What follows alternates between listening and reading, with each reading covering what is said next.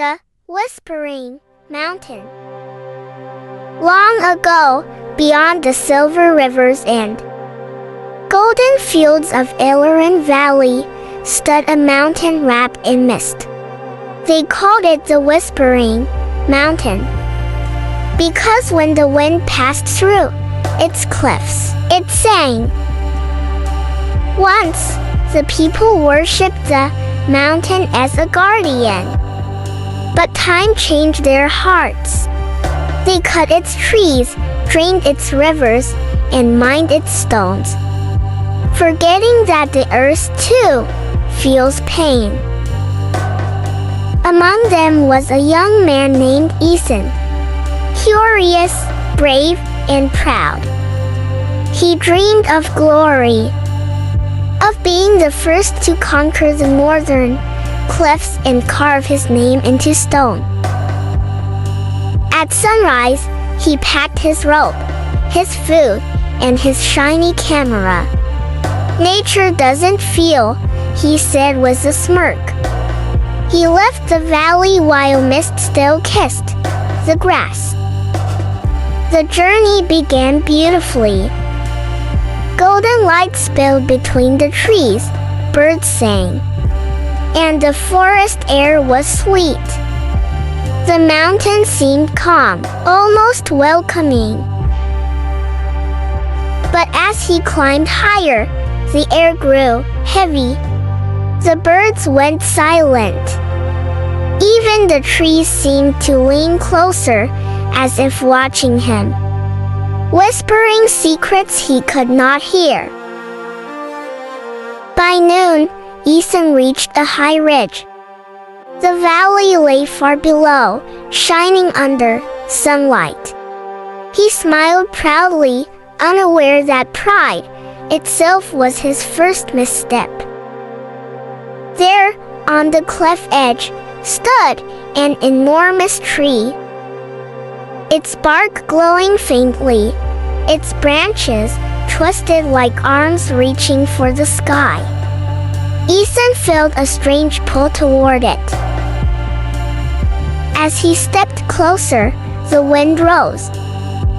A whisper drifted through the leaves.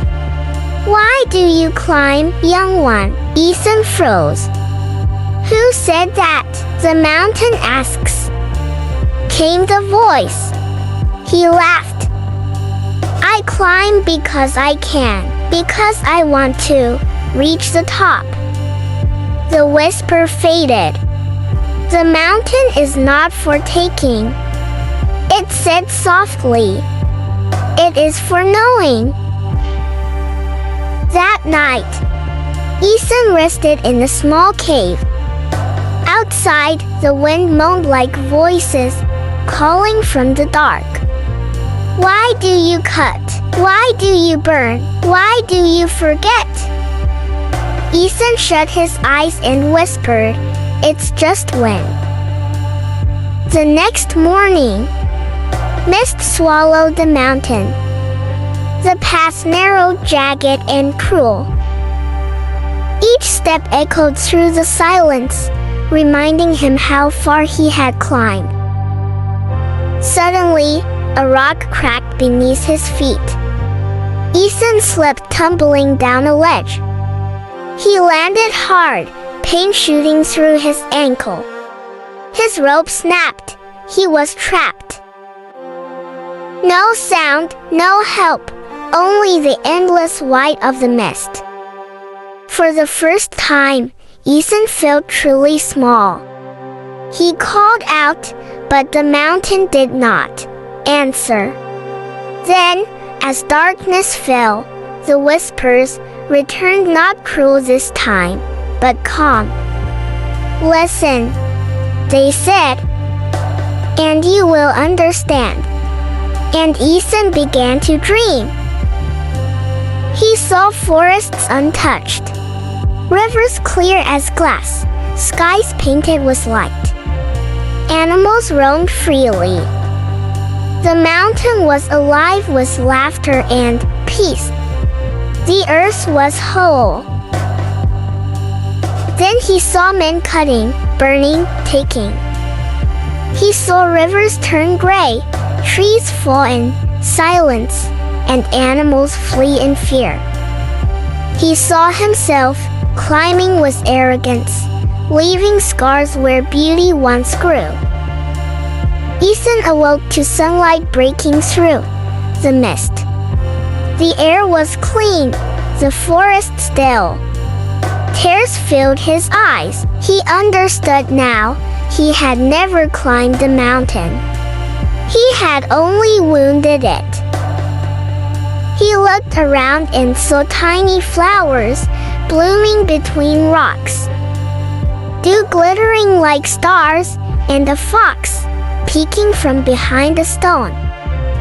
Everything was alive. Everything mattered. Using a branch as a crutch, Ethan began his slow journey down. Each step was an apology, each breath a promise to do better. He picked up trash left by other climbers. He cleared fallen branches, whispered, thanks to the soil beneath his feet. The mountain felt lighter as if listening. At the cliff's edge, Ethan found the old tree once more. He placed his hand upon its glowing bark and said, "I'm sorry." The leaves rustled softly, forgiving him. Ethan finally reached the valley. The villagers cheered, thinking he had conquered the mountain. But Ethan only smiled. "No one conquers Aralon," he said. "We walk where it allows." From that day, Ethan changed. He became the valley's voice for nature, teaching children to plant trees and care for the land. He led people to the rivers they had polluted, showing them how to cleanse the water. Day by day, life returned to the valley. Seasons passed. The valley bloomed again, greener, brighter, full of song. Birds returned, and the mountain watched in quiet pride. In the village center stood a wooden sign, Guardian of Aralon. Beneath it grew wildflowers, a tribute to the man who listened. One evening, as the sun melted into gold behind the mountain, Ethan stood by the river. The wind brushed his face, soft, familiar. He smiled, knowing the mountain remembered.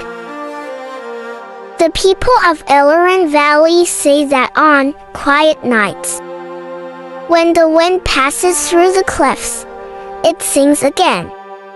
A song of peace and of warning.